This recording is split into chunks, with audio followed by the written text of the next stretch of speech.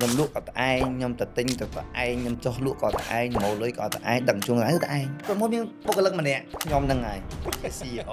ជាគណៈនៅជា delivery ទៀតហើយរហូតមកដល់ឥឡូវចាប់ផ្ដើមមាន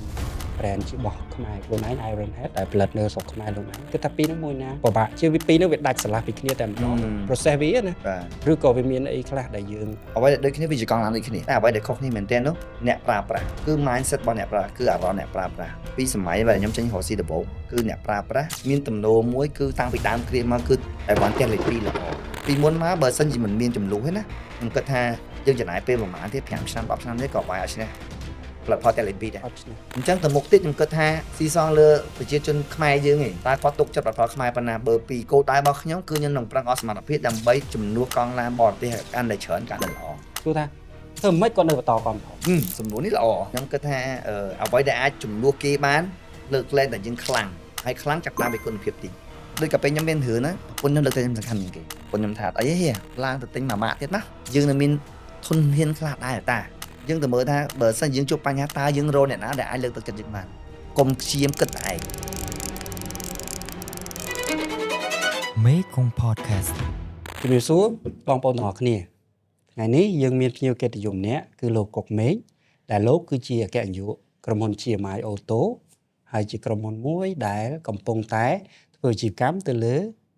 កង់ឡាន Mark Iron Head ខ្ញុំបាទនឹងលោកកុកមេឃធ្លាប់ជាមិត្តភ័ក្តិជាមួយគ្នាតាំងពីទូចនៅខេត្តកំពង់ស្ពឺរហូតមកដល់រៀនសាលាបាក់ទូកជាមួយគ្នាទៀតអញ្ចឹងក្នុងឱកាសនេះពិតជាអរគុណមែនទែនមិត្តភ័ក្តិដែលបានចូលរួមជជែកវែកញែកទៅលើប្រធានបទថ្ងៃនេះគឺកៅស៊ូខ្មែរកង់ឡានខ្មែរហើយយើងក៏ចង់ដឹងដែរថាក្នុងនាមជាម្ចាស់អាជីវកម្មម្នាក់កុកមេងគាត់មានមោទនភាពបែបណាជាពិសេសបងប្អូនដែលកំពុងតែតាមដានទស្សនា podcast មួយនេះនឹងទទួលបានអារម្មណ៍បែបណាខ្លះពីលោកកុកមេងតោះអាចណែនាំខ្លួនតិចបាទ ជំរាបសួរអរគុណច្រើនហាក់បងហេង តើសារជាពូម៉ាក់គ្នាខ្ញុំឈ្មោះជីកុកមេងហើយខ្ញុំជាម្ចាស់ក្រុមហ៊ុន GMI Auto International ដែលចែកចាយ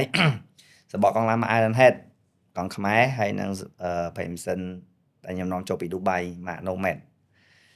អញ្ចឹងបើឲ្យខ្ញុំរៀបរាប់ពីកង់ឡានគឺខ្ញុំរកស៊ីកង់ឡានជាង10ឆ្នាំហើយអញ្ចឹងប៉ុន្តែគ្រាន់តែសាររយៈក្រោយនេះដោយសារយើងមានចំនួនផ្ទះលេខ2ធ្វើឲ្យកង់ឡានខ្មែរយើងពិតជាទទួលការគ្រប់គ្រងយ៉ាងច្រើនតាំងពីឆ្នាំ2025មកអញ្ចឹងពីខ្ញុំដូចខ្ញុំរាល់ថ្ងៃនេះកង់ឡានខ្ញុំ80% គឺលក់កង់ឡានខ្មែរតែម្ដងមក Iron Head ហ្នឹងហើយអញ្ចឹងបើសួរថាមោទនភាពរបស់ខ្ញុំពិតជាមោទនភាពដោយសារតែយើងបានលក់ផលិតផលជាតិយើងហើយបងប្អូននៅទូទាំងប្រទេសគាត់គ្រប់គ្រងផលិតផលជាតិយើងដែរអានេះជាមោទនភាពមែនទែនបាទជាសំណួរដំបូងចង់សួរកុកមេងឬក៏មិត្តភ័ក្តិឯងថាហេតុអីចាប់អារម្មណ៍ចង់ចូលរួមមេកុង podcast មូលហេតុអីហ៎មកផ្នែកខ្ញុំអត់ស្មានឡើង podcast ហ៎តែដោយសារពូម៉ាក់អញ្ចឹងខ្ញុំមិនដឹងថាបកែកមិនប៉ុន្តែជាមកផ្នែកទៀតក៏ខ្ញុំចង់ដែរមកផ្នែកក៏ខ្ញុំចង់ខ្លួនឯងដែរដោយសារពូម៉ាក់ផងដោយសារចិត្តចង់ហងហើយខ្ញុំគិតថាខ្ញុំបានមើល podcast គាត់យ៉ាងច្រើនភាគច្រើនសិតតែ podcast ដែលតាក់ទងនឹងការអប់រំតាក់ទងនឹងការ sharing តាក់ទងនឹងការចាំលេខបបិសោធ្វើម៉េចឲ្យអ្នកស្ដាប់មានធម៌ពលមានកម្លាំងចិត្តហើយនឹងតែងតែមាន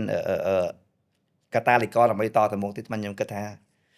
បើសិនខ្ញុំអាចជាផ្នែកមួយក្នុងការជួយបានខ្ញុំគិតថាខ្ញុំគួរតែជួយសង្គមមួយនឹងដែរតាមរយៈការចូល podcast បែបអញ្ចឹងជាលើកទី1ដែលស្ដាប់ឮមិត្តភ័ក្តិខ្លួនឯងទៅសារខ្លួនឯងអរគុណច្រើនអូខេមេងតាមស្ដាប់ដឹងថាតាំងពីចប់រៀនភ្លាមចាប់ផ្ដើមរកស៊ីតែម្ដងហើយរបរដែលរកមុនគេខ្លាំងហ្នឹងគឺកង់ឡានហ្នឹងហើយដែរអញ្ចឹងចង់សួរថានៅពេលដែលចាប់ផ្ដើមរកស៊ីដំបូងពិបាកអត់ហើយរកស៊ីហើយចាប់ផ្ដើមឆ្លៀតបង្កើត brand ខ្លួនឯងទៀតណាអញ្ចឹងពីរហ្នឹងមួយណាបាក់ជាងពិបាកបណ្ដោយពិបាកបណ្ដោយបុប្រាប់ថាអត់បាក់ក៏អត់ជឿដែរទេដោយសារយើងមិនកូនអ្នកមានដោយសារយើងមិនកូនអ្នកមានដូចគ្នាអញ្ចឹងដឹងប្រវត្តិទៅមកអញ្ចឹងក្នុងនាមជាអ្នករកស៊ីម្នាក់បើសួរថាបាក់អត់បុប្រាប់គេអត់បាក់គេអត់ជឿទេប៉ុន្តែអ្វីដែលខ្ញុំគិតថាវាពិបាកតែវាអាចធ្វើទៅបានហើយមកដល់ថ្ងៃនេះមកអង្គុយនៅទីនេះខ្ញុំគិតថាវាពិបាកអស់ហើយវាពិបាកអស់លេងអញ្ចឹងសូមរំលឹកពីរឿងបាក់អី Yes បាក់អី ដំបូងខ្ញុំមុននឹងលក់ស៊ីកង់ឡានខ្ញុំមុនជាអ្នកបកប្រែនៅចិនខ្ញុំទៅរៀននៅចិនបានហាត់បកនៅចិនកន្លែងខ្ញុំចិត្តខ្ញុំសិស្សបកកាយនៅទាំងប្រទេសដឹងហើយទេអត់ខ្ញុំសិស្សបកកាយនៅទាំងប្រទេសដោយសារការរៀនធ្វើឲ្យខ្ញុំផ្លាស់ប្ដូរជីវិតរបស់ខ្ញុំដែរ Yes ខ្ញុំជាប់លក្ខណៈសិស្សបកកាយទាំងប្រទេសហើយខ្ញុំទៅរៀននៅចិនបានហាត់បករៀននៅចិន8ឆ្នាំអញ្ចឹងបន្ទាប់ខ្ញុំរៀនចប់បញ្ញាបត្រគឺខ្ញុំមកបើកក្រុមហ៊ុននឹងតែម្ដងបន្តមកទៀតសួរតែម្ដងក្រុមហ៊ុនបើកមកតាំងពីតែឯងខ្ញុំលក់ក៏តែឯងខ្ញុំទៅទិញទៅតែឯងខ្ញុំចុះលក់ក៏តែឯងមកលុយក៏តែឯងដឹកជញ្ជូនក៏តែឯងក្រុមហ៊ុនមានបុគ្គលិកម្នាក់ខ្ញុំហ្នឹងហើយជា CEO ជាគណៈនៅជា delivery ទៀតរឿងទី2បុគ្គលិកទី1ប៉ាខ្ញុំក៏ឃើញខ្ញុំបាក់ពេកគាត់មកជួយខ្ញុំជួយដឹកជញ្ជូនជួយអីហ្នឹងដោយសារទោះមិនក៏ដោយជឿក្តីស្រឡាញ់របស់ឪពុកនៅតែជួយកូនកាលហ្នឹងដឹកកង់ឡានដូចជាដឹកតាមម៉ូតូទេយេងាដឹកតាមម៉ូតូមានដឹកតាមឡានមកគប់សក់ក៏បែបហើយកុំភ្លេចលម៉កតែទឹកអញ្ចឹងសួរថាបាត់ពិតជាបាក់មែនតើដោយសារយើងចាប់ដើម start up មកពីចាប់ដើមដំបូងពីតែឯងថវិកាទុនក៏សំខាន់កម្លាំងមនុស្សក៏សំខាន់មួយទៀតយើងអត់ចេះពីរឿង management ដោយសារយើងចប់បញ្ញាបត្រមកយើងធ្លាប់ធ្វើការដែរយើងធ្វើការបោះប្រែធម្មតាយើងអត់ដែរនឹកឃើញតែបាត់ក្រុមហ៊ុនអាម៉េចមានបុគ្គលិកមាន management team អាម៉េច policy អាម៉េចអីគេ HR អត់ទាំងស្គាល់ណាអញ្ចឹង everything គឺជាឧបសគ្គតែម្ដងស្អីក៏ជាឧបសគ្គដែរប៉ុន្តែដោយសារតែមានតែរឿងមួយឯងដោយសារខ្ញុំតាំងចិត្តថាខ្ញុំត្រូវតែរកលុយឲ្យបានខ្ញុំត្រូវតែជោគជ័យតែពេលហ្នឹងមិនដល់អត់នឹកឃើញដល់ម្ដងថ្ងៃនេះទេគ្រាន់តែឃើញថាខ្ញុំសម្រាប់ចិត្តការចាប់ដើមហ្នឹងខ្ញុំអត់អាចបោះបង់វាពាក់កណ្ដាលផ្លូវទេអញ្ចឹងអា motivation មួយហ្នឹងធ្វើឲ្យខ្ញុំបន្តរហូតសុទ្ធតែគ្រប់ជំហានគឺពិបាករហូតតាំងពីបុគ្គលិកម្នាក់ឡើង3នាក់ឡើង10ឡើង20ឡើង50ឡើងដល់ថ្ងៃហ្នឹង70-80ពិបាករហូតអញ្ចឹងបាក់រហូតរាល់ថ្ងៃក៏អត់តស្រួលដែរតាមពិតទៅបើរំលឹកពីប្រវត្តិឡើងមកវិញគឺសិតតែចាប់ផ្ដើមពី0ហើយហែលឆ្លងរឿងជាច្រើនតែប៉ុន្តែមុនហ្នឹងចាប់អារម្មណ៍ថាចង់ជោគជ័យប៉ុន្តែអត់នៅឃើញតែពីម្ដងស្មើប៉ុណ្ណេះអញ្ចឹងមានន័យថាឥឡូវនេះវាលើសពីអ្វីដែលធ្លាប់សម័យកាលពីមុនទៀតហើយមានអារម្មណ៍មិនដែរបើសួរឥឡូវអង្គុយឥឡូវនេះទី1សុបាយចិត្តទី2មើលដំណាក់ភាពលើខ្លួនឯងដែលខ្លួនឯងធ្វើបានដែលយើងអាចនឹកឃើញថាយើងធ្វើបានប៉ុណ្ណឹងរឿងទី3ដែលខ្ញុំតែងតែដឹងគុណមនុស្សជាច្រើនក្នុងជីវិតខ្ញុំដើរម្ដងថ្ងៃនេះគ្រប់ជំហានទាំងអស់គឺខ្ញុំតែងតែមានអ្នកមកតាមជួយខ្ញុំរហូតពេលតែខ្ញុំនិយាយថាអ្នកតាមជួយខ្ញុំមានន័យថានៅពេលដែលខ្ញុំខ្វះលុយមានអ្នកឲ្យខ្ញុំលុយខ្ញុំខ្ចីនៅពេលដែលខ្ញុំអត់ចេះរឿងនេះមួយមានអ្នកមកប្រាប់ខ្ញុំថាហ្នឹងដោះស្រាយអញ្ចឹងនៅពេលដែលខ្ញុំមានបញ្ហា management ខ្ញុំអាចទៅរកគ្រូគេមកប្រាប់ខ្ញុំបានអញ្ចឹងប្រហែលដំណើរការពីដើមម្ដងថ្ងៃនេះមានអ្នកជុំវិញខ្ញុំនិយាយច្រើនប៉ាម៉ាក់ខ្ញុំបងប្អូនខ្ញុំប្រពន្ធខ្ញុំសំខាន់ជាងគេប្រពន្ធខ្ញុំគាត់ដើរតួជាមនុស្សសំខាន់បំផុតដែលលើកទឹកចិត្តខ្ញុំគ្រប់ជំហានហើយខ្ញុំដើរដល់ថ្ងៃនេះអញ្ចឹងអារម្មណ៍ដែលខ្ញុំនិយាយនេះគឺជាអារម្មណ៍ដឹងគុណធូរចំពោះអ្នកដែលនៅតាមជាប់ខ្ញុំជួយខ្ញុំពីដើមម្ដងថ្ងៃនេះសន្តែបីបុគ្គលិកខ្ញុំខ្លះអ្នកខ្លះធ្វើការខ្ញុំ10ឆ្នាំអញ្ចឹងខ្ញុំពិតជាមានការដឹងគុណអ្នកដែលនៅជុំវិញខ្ញុំរហូតដែលតាមជួយខ្ញុំដែលធ្វើឲ្យខ្ញុំមកអង្គុយដល់ថ្ងៃនេះអញ្ចឹងសប្បាយមោទនភាពក៏ដឹងគុណតអ្នកជុំវិញខ្លួនខ្ញុំដែលតែងតែតាមជួយរហូតដល់ថ្ងៃនេះការដែលដឹងគុណចំពោះមនុស្សជុំវិញខ្លួនវាជាចំណុចចាប់តាមមួយដែលល្អការពិតទៅបើតាមស្គាល់ម៉េងគឺក៏ជាមនុស្សម្នាក់ដែលតែងតែជុំជែងជាមនុស្សជាដតីទៀតឬក៏ជាមនុស្សជុំជែងជាមួយនឹងគ្រួសារច្រើនដែរព្រោះមិនដែលស្គាល់ទេហើយក៏ដឹងថាប្រហែលជាមានពេលខ្លះក៏ដោយសារតែចំណុចចាប់ផ្ដើមរបស់យើងទៅជួយគេដែរទើបកលៈទេសៈក៏បង្កើតរឿងល្អៗជាច្រើនឬក៏នាំមនុស្សល្អៗជាច្រើនមកចូលក្នុងជីវិតយើងអញ្ចឹងពាក្យដែលថាធ្វើល្អបានល្អខ្ញុំគិតថាវានៅតែមានទោះបីជានៅក្នុងឆ្នាំ2025 26ក៏ដោយខ្ញុំជឿថាវានៅតែមានទេវាអត់ផុតទេការដែលនាំចូលកង់ឡានដំបូងប្រហែលជា brand របស់អ្នកផ្ទះលេខ2ឬក៏ brand កង់ឡានចិនអីចឹងទៅហើយរហូតមកដល់ឥឡូវចាប់ផ្ដើមមាន brand ជារបស់ខ្មែរខ្លួនឯង Iron Head ដែលផលិតនៅស្រុកខ្មែរខ្លួនឯងគឺថាពីរហ្នឹងមួយណាពិបាកជាពីរហ្នឹងវាដាច់ស្រឡះពីគ្នាតែម្ដង process វាណាឬក៏វាមានអីខ្លះដែលយើងវាហាក់ផាយគ្នាដែរអ្វីដែលដូចគ្នាវាជាកង់ឡានដូចគ្នាវាជាកង់ឡាន function តែមួយ យ៉ា របៀបប្រើប្រាស់តែមួយលេខកង់តែមួយគឺវាអ្វីបើកង់ឡានដូចគ្នាទាំងអស់ហ្មងខុសតែ branding ហើយនឹង ទី ប្រ ផ្ ទេស សារក៏ ផលិ តែ ត មួយទៀត ទីផ្សារតែមួយទៀត ហឹម តែអ្វីដែលខុសគ្នាមែនទែននោះអ្នកប្រើប្រាស់គឺ mindset របស់អ្នកប្រើគឺអារម្មណ៍អ្នកប្រើប្រាស់ពីសម័យដែលខ្ញុំចេញរកស៊ីដំបូងមកគឺអ្នកប្រើប្រាស់មានទំនោរមួយគឺតាំងពីដើមគ្រាមកគឺអីវ៉ាន់ផ្ទះលេខ2ល្អ យ៉ា ប្រហែលជាហេញអីដឹងហើយត្រូវអ ហឹម ញ្ចឹងយ៉ាងណានៅមិនថាកង់ឡានមិនថាផលិតផលអីទាំងមូលនៅស្រុកខ្មែរគឺអត់តែអាវ៉ាន់ថាផ្ទះលេខ2ល្អអញ្ចឹងបើសួរថាជាគុណភាពល្អអត់ល្អដូចគ្នាទោះកង់ចិនក៏ល្អកង់ខ្មែរក៏ល្អផ្ទះលេខ2ក៏ល្អដោយសារតែផលិតផលតែមួយទេហើយរោងចក្របើសិនរោងចក្រនៅខ្មែរក៏រោងចក្រចិនរោងចក្រនៅថៃក៏រោងចក្រចិនរោងចក្រនៅចិនក៏រោងចក្រចិនបើគិតទៅម៉ាស៊ីនតែមួយអីតែមួយហ្នឹងគ្រាន់តែឲ្យទទួលស្គាល់គុណភាពចង្ការវិខុសគ្នាតិចតួចទេណា បាទ អញ្ចឹងបើសួរថាខុសគ្នាមកគឺ mindset អ្នកប្រើប្រាស់ពីមុនមកបើសិនជាមិនមានចំនួនទេណាខ្ញុំគិតថាយើងចំណាយពេលប្រហែលទៀត5ឆ្នាំ10ឆ្នាំនេះក៏វាយអត់ឈ្នះផលិតផលតែលេខ2ដែរ អត់ឈ្នះ អញ្ចឹងពីខ្ញុំដោយសារតែ mindset ប្រជាជនទេដោយសារតែមានចំនួនធ្វើឲ្យអាវ៉ាន់ made in Cambodia ទទួលបានការទទួលគាំទ្រអញ្ចឹងដោយសារ mindset មានការផ្លាស់ប្ដូរធ្វើឲ្យប្រទេសជាតិយើងគិតថាចំពោះខ្ញុំមកខ្ញុំគិតថាប្រទេសជាតិរីកចម្រើនដោយសារតែប្រទេសជាតិបន្តដោយសារប្រជាជនស្រុកខ្មែរយើងគាំបែរមកគាំទ្រផលិតផលជាតិអញ្ចឹងបើសួរថាខ្ញុំខ្លាំងអត់មកផ្នែកទូចប៉ុន្តែមកផ្នែកទៀតគឺដោយសារប្រជាជនខ្មែរបែរមកគាំទ្រផលិតផលជាតិទេហើយលើពីហ្នឹងទៅគឺ mindset គាត់បានដូរថាផលិតផលជាតិក៏ល្អដែរ Yes ហើយ Iron Head ពិតជាបាន proof រឿងហ្នឹង Iron Head ពិតជាបានបញ្ជាក់ថាកង់ឡានខ្មែរពិតជាល្អបងមែនតើអ្នកទិញហើយក៏ទិញទៀត ចេញហើយទៅទៀត អញ្ចឹងទី1 mindset គាត់ដូរទី2 Iron Head ក៏បាន proof ថាផលិតផលហ្នឹងល្អអញ្ចឹងធ្វើឲ្យទីផ្សារមានចំនួនចិត្តលើកង់ Iron Head ផលិតផលកង់ខ្មែរដែរ វាជាកលៈទេសៈក៏ប៉ុន្តែយើង start Iron Head មិនមែនដោយសារកំពុងតែមានចលួយត្រូវទេតាំងមុននឹងប្រហែលជាមួយឆ្នាំទៅត្រូវអត់ ខ្ញុំចាប់ដើមប្រហែលទៅឆ្នាំ2024 យ៉ា 2024ចុងឆ្នាំដែលចាក់ស្ដែងកាលពេលសម័យហ្នឹងគឺអញ្ចឹងទេខ្ញុំចាប់ដើមលក់កង់ខ្មែរហើយ ប៉ុន្តែដោយសារតែដូចខ្ញុំនិយាយមិញហ្នឹងថាអារបស់ខ្មែរយើងនៅតែមានអារម្មណ៍ថាផ្ទះលេខ2ល្អផ្ទះលេខ2ហ្នឹងគឺកង់ខ្មែរដំបូងមកពេលខ្ញុំចាប់ដើមដំបូងហ្នឹងគឺទីផ្សារតិចមែនតើយើងគ្រាន់តែបានតែ proof ថាអូអាហ្នឹងកង់ខ្មែរប្រាប់បងហើយកង់ខ្មែរបងឯងជួយទិញ4គ្រាប់8គ្រាប់ទៅ តែយ៉ា ប៉ុន្តែដោយសារតែចាប់ដើមដោយសារមានការចាប់ដើមហ្នឹងធ្វើឲ្យយើងមានកង់ខ្មែរហ្នឹងស្រាប់ដោយសារមានការចាប់ដើមហ្នឹងធ្វើឲ្យប្រជាជនអ្នកដេប៉ូយើងទូទាំងប្រទេសស្គាល់កង់ហ្នឹងស្រាប់ហើយឱកាសមកដល់នៅពេលដែលបាញ់នេះភូមិអាវ៉ាន់ហ្នឹងគេស្គាល់ស្រាប់គុណភាពគេស្គាល់ស្រាប់យើងគ្រាន់តែបានធ្វើ marketing បន្តថែមតិចទៅក៏វាទៅតែម្ដងហ្នឹងទៅបាទ អញ្ចឹងបកត្រឡប់កាលឆ្នាំ2024យើងចាប់តាម brand បាទ ខ្មែរហ្នឹង បាទ មានអីខ្លះដែលជាឧបសគ្គឬក៏គិតថាវាពិបាកនៅក្នុងទីផ្សារកង់ឡាន គឺយើងឧបសគ្គបរោយទីមួយទុន តុន ធម្មតាយើងថែម brand មួយទៀតយើងថែមទុនទៅហើយយើងក៏មិនជាក្រុមហ៊ុនអ្នកមានណាពីណាមកដែរអញ្ចឹងទុនក៏ជាបញ្ហាបាទទី2ការចុះទៅលក់ប្រជាជនខ្មែរយើងកាលពីឆ្នាំ24អីហ្នឹងគឺមិនសូវថាឲ្យតម្លៃលើផលិតផលខ្មែរយើងទេ ចា ឧបសគ្គទី3ហ្នឹងគឺ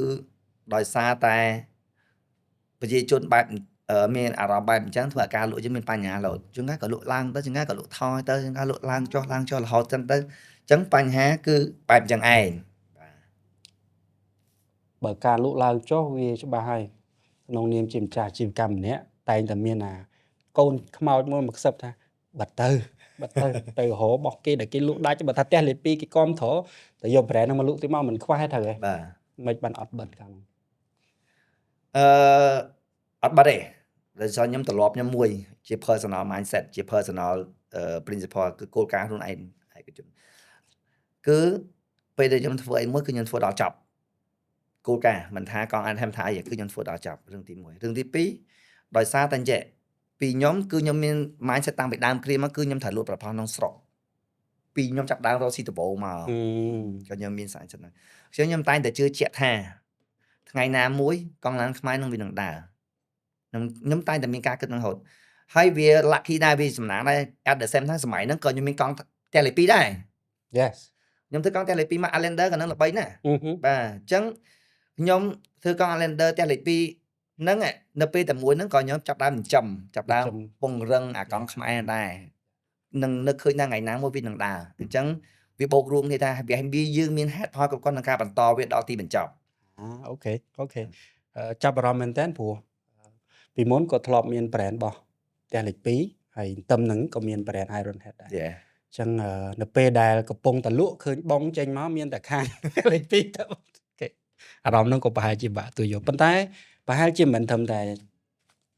principle ឬក៏បេះដូងដែលចង់មានផលិតផលខ្មែរប្រហែលជានៅក្នុងកងឡាន Iron Head នោះក៏វាមានលក្ខណៈពិសេសអីដែលតាក់ទាញចំណាប់អារម្មណ៍គុកមេងដែរអញ្ចឹងអាចជាឱកាសប្រាប់ថាតែខ្លួនឯងមានបទពិសោធន៍លក់ទាំងកង់ចិនលក់ទាំងកង់ផ្ទះលេខ2លក់ទាំងកង់ខ្មែរកន្លែងណាដែលធ្វើឲ្យកង់ខ្មែរមានចំនួនជំនឿចិត្តថាវានឹងអាច ដើរ ដើរ ហើយខ្ញុំឆ្លៃខ្លីៗថានិយាយពីដើមគ្រាមកយើងធ្លាប់តែនាំចូល ហឹម អញ្ចឹងយើងចិត្តថាកូនចិត្តមួយថាខ្ញុំចង់លក់ផលិតផលខ្មែរបាត់ទៅហើយ ហឹម អត់តន់ដឹងល្អមិនល្អហើយ យ៉ា គឺកូនចិត្តមួយថាខ្ញុំត្រូវតែលក់ហ្មង ហឹម អាហ្នឹងរឿងទី1សំខាន់ប៉ុន្តែខ្ញុំតាំងពីមិនតន់ដឹងថាកូនចិត្តល្អម្ល៉េះគឺខ្ញុំលក់ហើយ អូខេ រឿងទី2បានន័យថាកង់ឡានហ្នឹងនាំចេញតែទៅកាណាដាអាមេរិកហើយនិងអឺរ៉ុបតិចទេតែបើកាណាដាអាមេរិកច្រើនតែម្ដងហើយសូម្បីតែឡានមកទឹកដែលនាំចូលពីអាមេរិកមកខ្លះហ្នឹងក៏ដាក់កង់ Iron Head ហ្នឹងដែរអញ្ចឹងមានអារម្មណ៍ថាចេះនៅអាមេរិកគេជិះបាននៅកាណាដាគេជិះបានអញ្ចឹងក៏វាមានហេតុផលណាតែនៅខ្មែរជិះបានទេអញ្ចឹងខ្ញុំគិតថាគុណភាពតាំងពីដើមគ្រាមកខ្ញុំគិតថាវាអាច more or less តិចឬក៏ច្រើនយើងអាចព្រូថាគុណភាពហ្នឹងវាគ្រាន់បើហើយ ទី2ទី3នៅពេលដែលខ្ញុំចាប់ដើមលក់ខ្ញុំដឹងថាអូកង់ឡានហ្នឹងប្រៀបធៀបមួយផ្ទះលេខ2កង់ឡានហ្នឹងពិតជាប្រសើរជាងមែនលើសពីហ្នឹងទៀតដោយសារតែកង់ឡានខ្មែរនេះវាប្រើកស៊ូខ្មែរយើង អឺ អញ្ចឹងបើពីមុនបើខ្ញុំទិញអាវ៉ាន់កាត់ផ្ទះលេខ2ក៏ដោយផ្ទះនៅពីចិនក៏ដោយខ្ញុំទិញអាវ៉ាន់គេខ្ញុំវាលុយឲ្យគេ បាទ អញ្ចឹងវាលុយទៅឲ្យគេរហូត ដូចតែយើងចិញ្ចឹមគេអញ្ចឹងណាប៉ុន្តែខ្ញុំទិញកស៊ូកង់ឡានខ្មែរខ្ញុំទិញរោងចក្រប្រើកស៊ូខ្មែរអញ្ចឹងខ្ញុំមានអារម្មណ៍ថាខ្ញុំទិញកង់ឡានខ្មែររោងចក្រទិញកស៊ូខ្មែរជួយដល់កសិករជួយដល់កម្មករជួយបុគ្គលិកក្រុមហ៊ុន 3-4,000 នាក់រហូតអញ្ចឹងហេតុផលទាំង4ហ្នឹងហើយដែលខ្ញុំគិតថាវាស័ក្តិសមហើយនឹងវាគួរតែលក់ផលិតផលខ្មែរហើយក៏វាអាច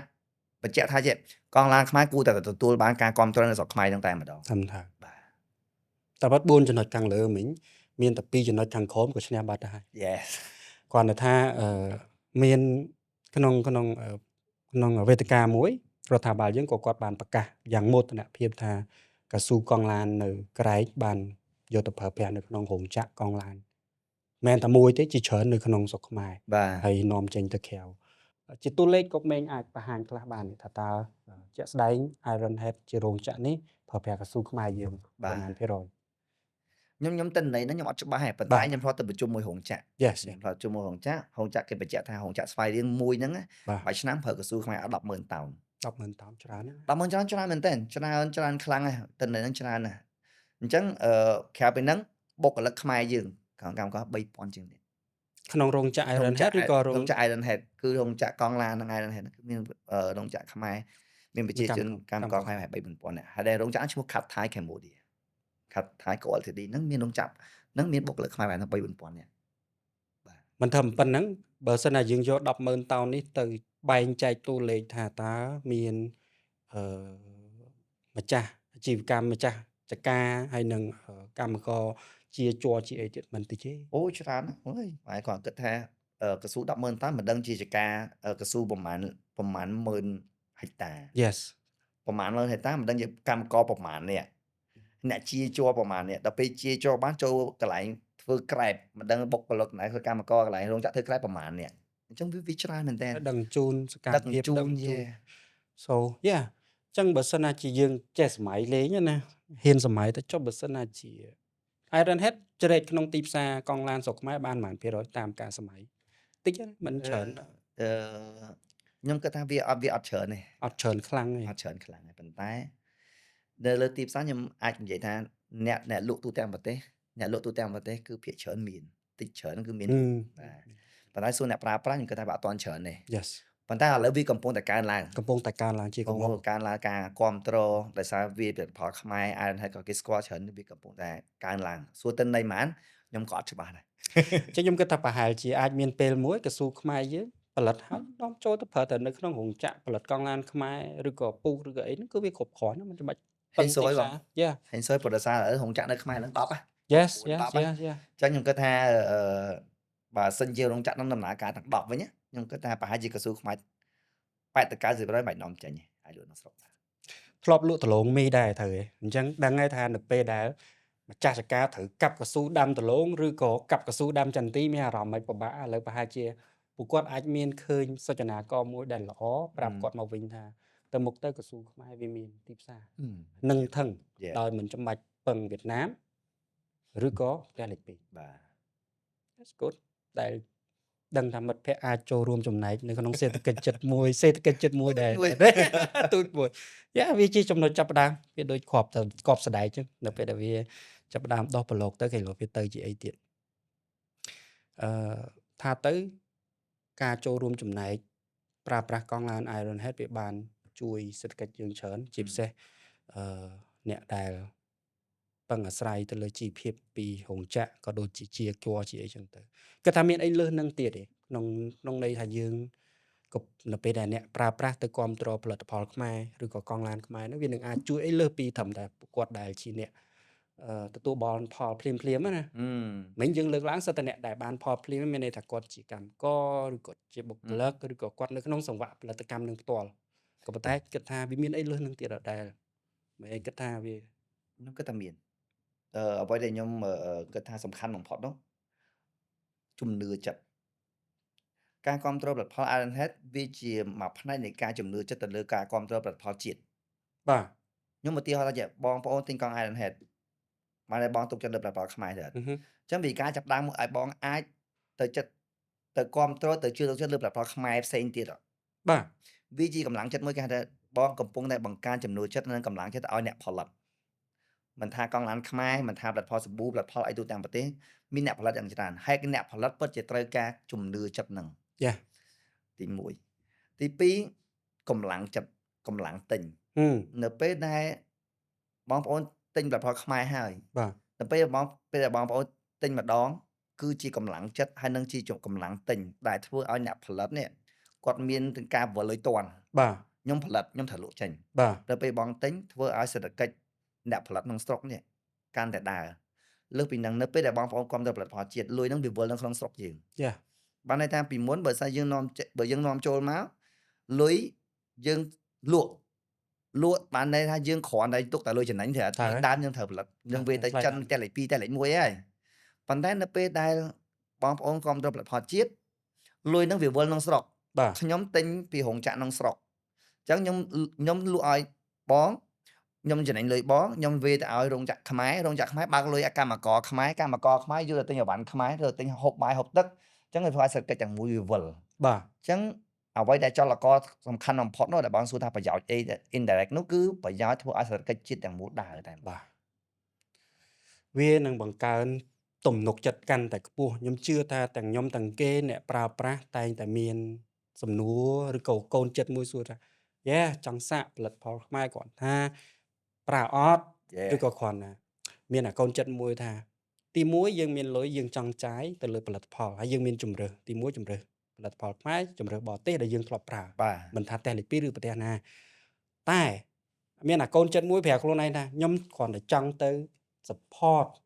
ក្នុងន័យថាខ្ញុំខ្មែរទិញផលិតផលខ្មែរក៏ប៉ុន្តែខ្ញុំអត់មានបានចេញពីចិត្តមកឲ្យតម្លៃទៅលើផលិតផលហ្នឹងឯងហើយខ្ញុំគិតថាហ្នឹងវាដូចភ្លើងច្បើអញ្ចឹងចេះឲ្យវាទៅវិញបានសឹងថាពេលខ្លះគ្រាន់តែទិញឲ្យបៀកបន្តិចហត់ឲ្យអត់ប្រើផងតែបើសិនណាជាមានចលករមួយដែលគិតថាចាប់ផ្ដើមពីទំនុកចិត្តបេះដូងគិតថាមានឯទំនុកចិត្តមានន័យថាពីព្រោះឧទាហរណ៍ជាច្រើនដែលកំពុងតែផប់ចេញមក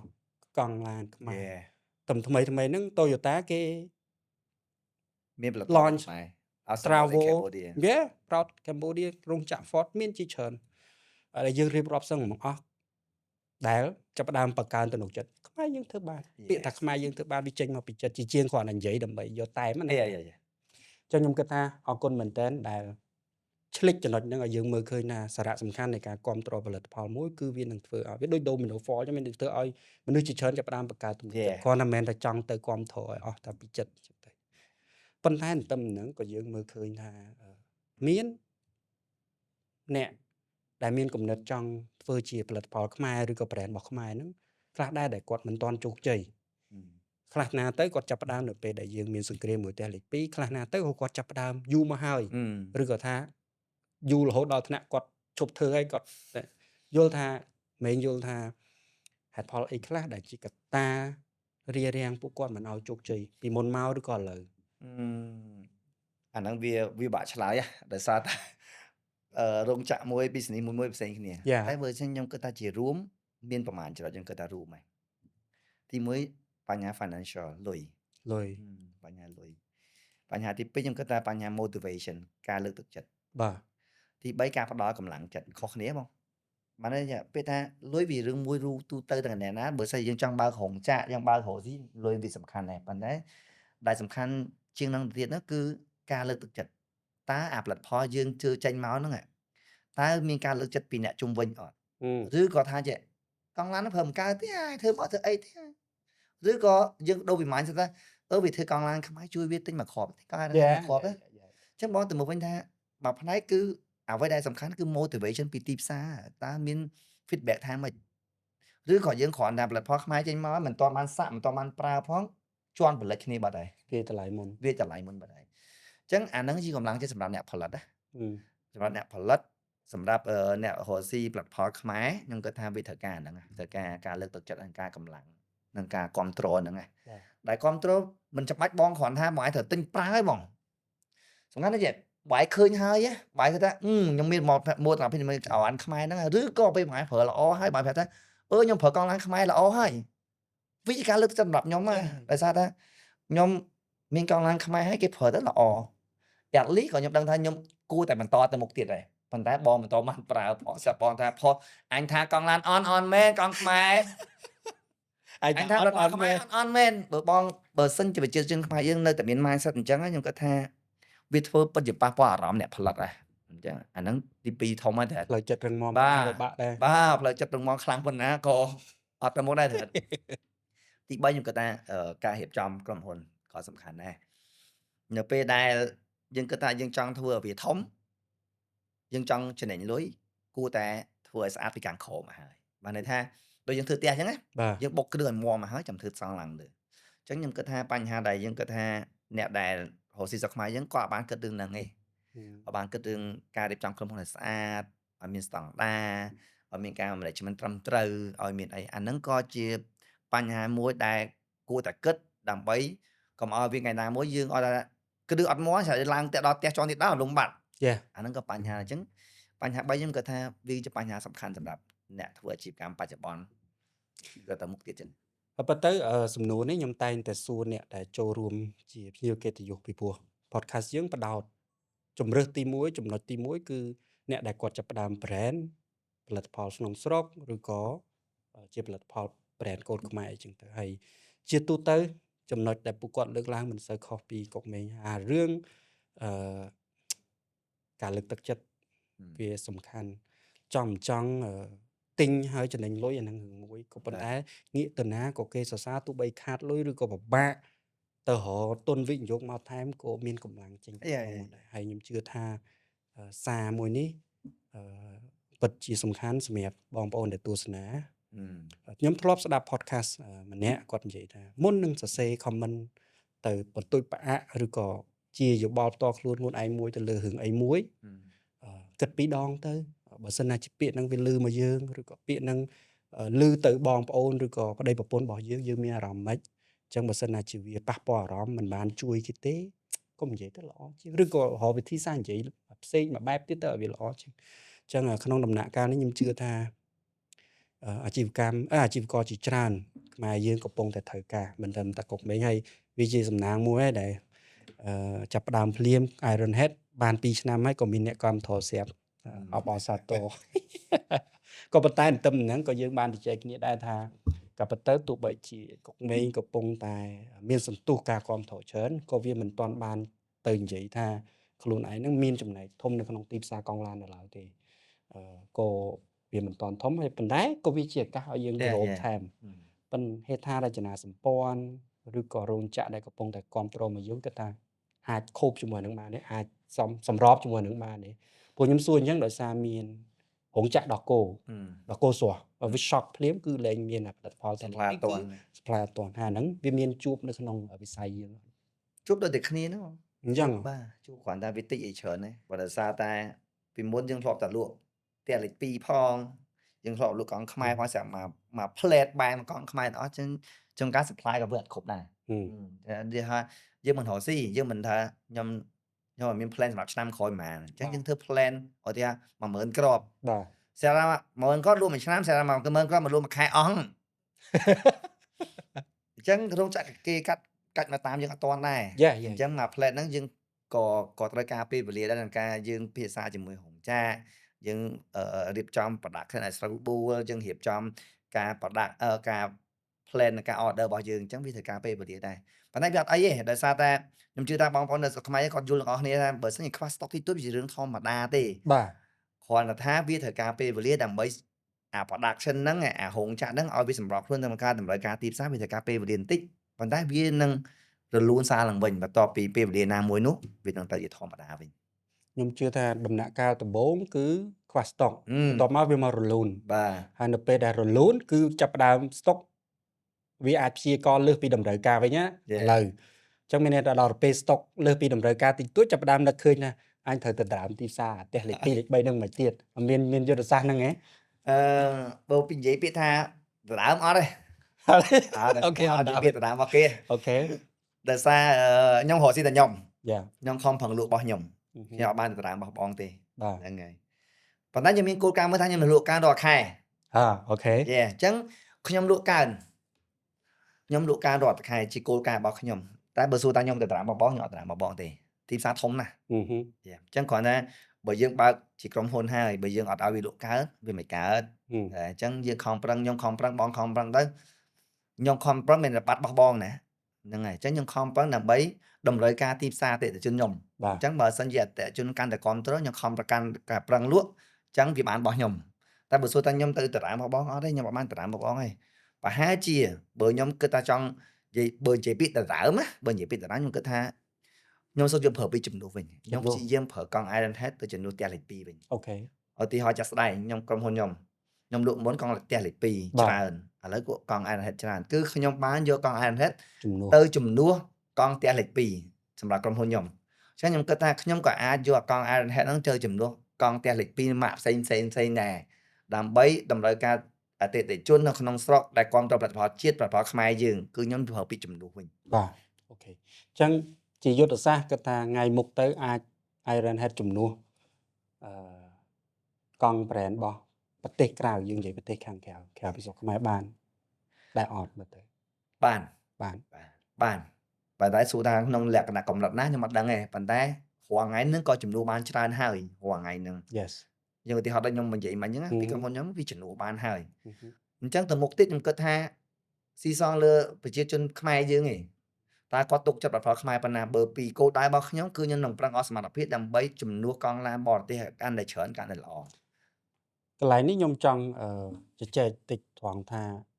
នៅតែប្រើពាក្យថាស៊ីសងលើបងប្អូនយើងគាំទ្រប៉ុណ្ណាបើខ្ញុំគិតថាសន្ទុះគាំទ្រទៅលើ brand Iron Head ប្រហែលជាមានស្រាប់ហើយវាចំណុចចាប់ដើមនោះវាមានហើយផុតទៅផុតទៅកន្លែងថាគាត់គាំទ្រអត់តែប៉ុន្តែសំគួរសួរថា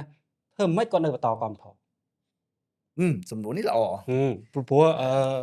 យ៉ាបើសួរទៅកលេចទៅណាសំបី banner យើងឃើញយើងថោតផលិតផលកង់ខ្មែរកន្លែងហ្នឹងខ្ញុំគិតថាគុណភាព អូខេ ខ្ញុំគិតថាអ្វីដែលអាចជំនួសគេបានលើកលែងតែយើងខ្លាំងហើយខ្លាំងចាប់តាមពីគុណភាពទីបើសិនអាចអត់គុណភាពល្អទេអត់អាចមានអ្នកគ្រប់គ្រងបន្តទេអញ្ចឹងខ្ញុំគិតថាខ្ញុំអាចធានាបានថាគុណភាពអាកង់អាចដឹងតែល្អប្រើបានខ្ញុំនិយាយធានាអញ្ចឹងមកទី2សេវាកម្មបើសិនជាបងប្អូនដែលធ្លាប់ប្រើ Iron Head ដេប៉ូដែលធ្លាប់កង់ Iron Head ដឹងហើយមានបញ្ហាបងត្រូវដេប៉ូក្រុមហ៊ុននឹងដោះស្រាយឲ្យភ្លាមគឺសេវាកម្មទំនួលខុសត្រូវគឺទំនួលខុសត្រូវពី GMI ទៅពីក្រុមហ៊ុនខ្ញុំទៅគឺនៅពេលដែលបងប្រើកង់ Iron Head បើបងមានបញ្ហាបងអាចទៅរកដេប៉ូក៏បានបងអាចមករកក្រុមហ៊ុនក៏បានដើម្បីដោះស្រាយបញ្ហាឲ្យបងអញ្ចឹងគុណភាពសេវាកម្មហើយនឹង after sales service របស់ខ្ញុំធានាថាល្អដើម្បីធានាថាបងប្រើឲ្យបងជក់ចិត្តខ្ញុំហ៊ាននិយាយថានៅពេលដែលបងប្រើកង់ Iron Head ហើយបងនឹងទទួលអារម្មណ៍ថាប្រើកង់គ្រាន់បើហើយបើសិនជាមានបញ្ហាខ្ញុំអត់ហ៊ានធានាថាអូ10000គ្រាប់ល្អតែមើលវាអត់អាចទេបងទោះជាកង់ហាលល្អប៉ុណ្ណាក៏ដោយប៉ុន្តែសំខាន់ណាស់ចេះនៅពេលបងប្រើកង់ Iron Head ហើយមានបញ្ហាតើក្រុមហ៊ុនដោះស្រាយឲ្យបងអត់ Yes តើសេវាកម្មរបស់ខ្ញុំល្អអត់អានេះហើយគឺជាការតាក់ភ្ញៀវម្ដងហើយម្ដងតែគាត់មកប្រើម្ដងទៀតអញ្ចឹងខ្ញុំអាចឆ្លើយថា ជំនួសបានតាមរយៈគុណភាពល្អតាមរយៈសេវាកម្មល្អហើយនឹងការដែលផ្ដល់ទំនុកចិត្តឲ្យភ្ញៀវដើម្បីគាត់ទទួលស្គាល់ថាព្រោះអាហ្នឹងល្អមែន yes ប៉ុន្តែបើយើងជាអ្នកលក់កង់ឡានយើងដឹងថាធ្វើម៉េចដឹងថាកង់ឡានហ្នឹងល្អមិនល្អ បាទ ខ្ញុំអ្នកលក់ទូរស័ព្ទខ្ញុំដឹងថាធ្វើម៉េចដឹងថាទូរស័ព្ទហ្នឹងល្អឬមិនល្អ បាទ ឥឡូវយើងចែកចម្លែកទៅអ្នកដែលទស្សនាថាធ្វើម៉េចដឹងថាយកអីទៅវាស់ដឹងថាកង់ឡានហ្នឹងល្អប្រហែលចំណុច1 2 3មកឧទាហរណ៍ថាភាពសឹកឬក៏អីគាត់មែនគាត់ថាជាជំនាញឬក៏ជាបច្ចេកទេសព្រោះបើដឹងថា Iron Head ល្អហើយអញ្ចឹងអត់ខ្លាចទេព្រោះខ្ញុំយកប៉ារ៉ាម៉ែត្រឲ្យអ្នកឲ្យវាស់តែម្ដងឲ្យបងប្អូនទាំងអស់គ្នាវាស់តែម្ដងដើម្បីឲ្យដឹងថាវាស់ឲ្យដឹងសំណុកសន្ទុះគ្រប់គ្រងនឹងវាហិតតែលឿន អូខេតោះខ្ញុំកន្លែងហ្នឹងខ្ញុំនិយាយរឿង3ឲ្យទាំងអស់គ្នាសួរស្ដាប់ប្រើភាសាសាមញ្ញណា បាទ បើសិនបងធ្វើកង់ឡានដឹងល្អអត់ទី1 function ខ្ញុំមានច្រើន function មានមុខងារខ្ញុំនិយាយតែមុខងារ3ទី1សំឡេង សំឡេង តើបងដាក់កង់ឡានហ្នឹងហើយតើវាលឺសំឡេងអត់បងត្រូវរើសកង់ឲ្យត្រូវទៀតថាកង់ឡាន pick up តើយើងដាក់កាឡាណាបើបងដាក់កាឡាគេហៅកាឡា 80 ធម្មតាដាក់ទៅស្អាតឈី បាទ បើដាក់កាឡា 80 វាលឺតិចបើដាក់កង់កាឡា MT កាឡា cross ដាក់ធំមកវាលឺខ្លាំងអញ្ចឹងនៅពេលដែលបងរើសកាឡាត្រូវនៅគេណែនាំឲ្យត្រូវបងដាក់លើកទី1មានបងនឹងមានអារម្មណ៍ថាចេះអត់លឺសំឡេង អត់ឮសំឡេងសំឡេង អត់លឺសំឡេងពេលដែលវាអត់លឺសំឡេងវាធ្វើឲ្យបងទទួលអារម្មណ៍ smooth បាទ អារម្មណ៍ស្រួលចិត្តអត់លឺសំឡេងជិះស្រួលអាហ្នឹងរឿងទី1បាទរឿងទី2បងចំណាំមើលថាអញ្ចឹងតើបងជិះបានមួយខែទៅ2ខែវាមានសឹកអត់ពេលតែសឹកហ្នឹងនៅពេលដែលបងដាក់កង់ត្រូវកង់ខ្លះវាមានស៊ីឆ្វេងស៊ីស្ដាំណាអាហ្នឹងមកពីបញ្ហាឡានតែបើបញ្ហាកង់នៅពេលបងប្រើធម្មតាកន្លះឆ្នាំអត់សឹកទេអត់សឹកហ្មងណាកង់ឡានកន្លះឆ្នាំមកជិះអត់សឹកអញ្ចឹងមកពេលបងជិះក៏បានកន្លះឆ្នាំមកដឹងថាអត់សឹកទេ អត់សឹកអាចដាច់ព្រួយវាហ្នឹងមែន តែសឹងថាព្រួយអត់ដាច់ អូ ច្រើន ខេអូខេ ទី3បន្ទាប់ពីសំឡេងតោះវាអត់សឹកហើយបងចំណាំមើលថាអញ្ចឹងតើចាប់ប្រាំងស៊ីអត់ឬក៏បងជិះទៅស៊ីសាំងអត់ក៏ស៊ីដែរនៅពេលដែលឡាននៅពេលដែលបងដាក់កង់ឡានត្រូវសាំងក៏អត់សូវស៊ីដែរ ថ្មីថ្មី ព្រោះបងចាប់អារម្មណ៍ថាបើឡានអឺរ៉ុបច្បាស់ហ្មងដល់ឡានអឺរ៉ុបច្បាស់ហ្មងថាវានឹងអត់ស៊ីសាំងជាងមុនអញ្ចឹងប៉ុន្តែគ្រាន់តែវាមិនទៀងថាដោយសារស្រុកខ្មែរវាមានរឿងមួយថាដោយសារវាស្ទះឡានអញ្ចឹងធម្មតាយើងអត់ជាអត់ដឹងឯងបើនៅស្រុកគេបងអត់ដឹងឯងអានៅអាមេរិកចេញពីផ្ទះជិះ100គីឡូចេញពីផ្ទះជិះ200គីឡូនៅស្រុកខ្មែរយើងជិះខ្ញុំមកដល់ហើយមួយថ្ងៃជិះចឹងកន្លះ 3គីឡូ 3គីឡូតែអាចអត់ដឹងណាអញ្ចឹងបើខ្ញុំដូរlạiនឹងវិញថានៅពេលឲ្យដឹងថាល្អមួយទៀតបងមើលថាវាពេលជិះទៅធ្វើឲ្យបងស្រួលខ្លួនអត់មែនតើណាបងជាពិសេសឡាន pick up ច្បាស់ហ្មងដោយសារឡាន pick up វាមានកន្លាវាច្រើនអញ្ចឹងបងដាក់កន្លាខុសជិះទៅរឿងហត់ អន់លយហត់ លយអញ្ចឹងយើងប្រើភាសាសាមញ្ញនៅពេលបងប្រើទៅដឹងហើយស៊ីសាំងអត់ស្រួលជីអត់មានលឺសលេងអត់ស្រួលអត់តែប៉ុណ្្នឹងបងជិះតែ 3-4 ខែបងដឹងហើយ បាទហើយកង់លុយមួយទៀតថាចេះកង់ឡាននៅពេលដែលបងប្រើបើវាខូចទាំងខែទី1តែម្ដងឬក៏2 ខែខូចហើយប៉ោងជាហៀងវាញាក់តែម្ដងគេហៅកង់បោតែអត់ហើយស្ទើរមិនមានតែមិនអត់ទេណាខ្ញុំគិតថាវាមិនអត់ទេប៉ុន្តែមិនគាត់មានមួយទេណាវាអត់ទេអញ្ចឹងបើសិនជាបងជិះ1ខែ2ខែបើអត់មានរោគសញ្ញាហ្នឹងជិះមកគឺវាអត់មានបញ្ហាទេតែកុំបុកមាត់លូឲ្យថាកង់អន់ណាមាត់លូថាបុកមាត់លូមកពីមាត់លូទេបងមិនមកពីកង់ឡានមក ខ្ញុំធ្លាប់បុកខ្ញុំដឹង ហ្នឹងហើយ ឲ្យប៉ោងហ្នឹងហើយ ដឹងហើយបាច់កបុកទេតែជាលូគឺវាដាច់កស៊ូចេញមកអាហ្នឹងកុំបន្ទោសគេយើងអ្នកប្រើខ្លួនឯងប្រើដែលមានទំនួលខុសចង់បានម្ចាស់ជីវកម្មដែលមានទំនួលខុសត្រូវចាប់ផ្ដើមពីយើងប្រើដែលមានទំនួលខុសត្រូវដែរអូខេអរគុណច្រើនប៉ុន្តែឥឡូវនេះបច្ចុប្បន្នប្រភេទកង់ឡានគឺវាមានតាំងពីកូនឡានដល់ឡានធំឬក៏ឡានបែបឧស្សាហកម្មបច្ចុប្បន្នសន្ទុះការគ្រប់គ្រងនៅក្នុងកម្រិតមួយណា រាល់ថ្ងៃយើងលក់តែកង់តូចច្រើនគេ passenger car កង់ passenger car ធម្មតាហ្នឹងកង់ធំ container ហ្នឹងខ្ញុំកំពុងតែធ្វើការមួយរោងចក្រដើម្បីឲ្យមានកង់ឡាន container ដែរសាររាល់ថ្ងៃយើងលក់តែកង់តូចប៉ុន្តែខ្ញុំគិតថាឆាប់ហ្នឹងចុងឆ្នាំហ្នឹងអីហ្នឹងយើងមានកង់ឧស្សាហកម្មកង់ container លក់ដែរ ព្រោះខ្ញុំសួរចង់ដឹងថាអតិជនគោលដៅរបស់យើងដែលកំពុងតែគ្រប់គ្រងនេះគាត់នៅក្នុងកម្រិតណាទៀតថាមនុស្សចាស់វ័យកណ្ដាលដូចយើងឬក៏ក្មេងអញ្ចឹងណា ឲ្យខ្ញុំស្រួលស្លាស្ដាប់អ្នកមានឡានស្រាប់តែទៀតខ្ញុំ ប៉ុន្តែបើសួរថាគេ customer ចេះយើងនៅនេះយើងមាន សម្រាប់ឡាន sport ក៏យើងមានឡានដែលគេដូរយ៉ាំនៅ sport ក៏មានឡានសម្រាប់អ្នកវ័យយើងរៀងmature តិចចាស់ទុំតិចក៏មានសម្រាប់មនុស្សចាស់ក៏មានឡាន pick up ឡានកង់ cross កង់ off road ក៏មានឡាន sport ក៏មានឡានធម្មតាក៏មានរាល់ថ្ងៃយើងស្ទើរតែខ្ញុំនិយាយស្ទើរតែ90% នៃទីផ្សារយើងមានហើយកង់ហ្នឹងប៉ុន្តែគាត់ដោយសារកាលយ៉ាងនេះកង់ EV កំពុងតែចម្រើនដែរណោះយើងក៏កំពុងតែពិចារណាទៅនឹងដែរអញ្ចឹងកង់ឡានសម្រាប់ឡាន EV ហើយនឹងសម្រាប់ឡានសាំងខុសគ្នាខុសតែខុសគ្នា material ឬក៏អញ្ចឹងទៅដែរអូខេអត់ដែលដឹងថាវាព្រោះវាវិលដូចគ្នាស្មានវាដូចគ្នាទោះបីយ៉ាងណាមិញប្រើពាក្យថាអត់ទៅដើមទីផ្សារគេទេគ្រាន់តែចង់ពាក្យថាជំនួសក៏ប៉ុន្តែការដែលនៅក្នុងទីផ្សាርከង់ឡានបច្ចុប្បន្នជាការសង្កេតផ្ទាល់ខ្លួនទេយើងអត់និយាយថាផ្អែកលើអីប៉ុន្តែគ្រាន់តែជាការសង្កេតនៅក្នុងវិស័យនឹង10ឆ្នាំហើយការប្រកួតប្រជែងទីផ្សារនៅក្នុងវិស័យកង់ឡានក្តៅកគុកអឬក៏មកធម្មតាវាសួរក្តៅហើយគេប្រកួតទៅលើអីពីព្រោះវិស័យខ្លះប្រកួតគ្នាយកតម្លៃដាក់មុខទម្លាក់គុណភាពចោលធ្វើម៉េចឲ្យតែថោកតើវាមានរឿងអស់នឹងកើតឡើងនៅក្នុងទីផ្សារកង់ឡានដែរអត់មានដូចគ្នាសួរបច្ចេកតែសារតែទីផ្សារប៉ុណ្ណឹងអញ្ចឹងសួរបច្ចេកសួរតែបច្ចេកអីខ្ញុំគិតថាវិស័យណាក៏ដូចវិស័យណាតម្លៃក៏វាមានសេវាកម្មក៏មានប្រកួត marketing ក៏មានប្រកួតជាមួយនឹងការចុះលក់ក៏មានអញ្ចឹងគ្រប់ផ្នែកអស់នៃវិស័យកង់ឡានក៏ដូចវិស័យផ្សេងដែរគឺមានគ្រប់ផ្នែកនៃការប្រកួតប្រជែងតម្លៃទីផ្សារការធ្វើ marketing ការចុះលក់មានខ្ញុំតែងតែសួរសំណួរហ្នឹងទៅម្ចាស់អាជីវកម្មពីព្រោះក្នុងវិស័យមួយវាផ្សេងគ្នាហើយប៉ុន្តែអ្វីដែលរួមគ្នាគឺផលប្រយោជន៍ខ្ពស់បំផុតរបស់អតិថិជនពីព្រោះនៅពេលខ្លះនៅពេលដែលអាជីវកម្មមួយវិស័យមួយកំពុងតែប្រឹងប្រកួតគ្នាពេកទៅផ្លិចថាចំណុចចាប់ផ្ដើមឬក៏គោលដៅធំបំផុតគឺគ្រាន់តែចង់ឲ្យអតិថិជនទទួលបានរបស់មួយដែលប្រើបានគុណភាពរហូតដល់ថ្នាក់ទីផ្សារខ្លះគាត់ប្រកួតគ្នារហូតដល់ថ្នាក់ម្នាក់លែងរស់ហែកគូគ្នារហូតដល់មានដល់គ្នាមានដល់គ្នាអូខេយូរមកជួបមួយតែពេលចង់សួរថាចាំបើសិនណាជួបមួយអញ្ចឹងមកយើងត្រូវដោះស្រាយមិនឬក៏បដ ாய் ទៅឬក៏ប្រឈមមុខឬក៏ត្រូវធ្វើប្រឈមមុខមិនហ៎ពីខ្ញុំដោយសារតែខ្ញុំចង់លំមើលសភៅក្បាច់ start with why ឈ្មោះគេ start with why ហ្នឹងល្អមែនតើតើយើងបង្កើតក្រុមហ៊ុនហ្នឹងបង្កើតដើម្បីអីstart with why ផើហ្នឹងល្អថាតើយើងកំពុងតែដោះស្រាយបញ្ហាឲ្យភ្ញៀវយើងលក់កង់ឡានយើងដោះស្រាយបញ្ហាឲ្យសុវត្ថិភាពសេវាកម្មល្អទំនួលខុសត្រូវ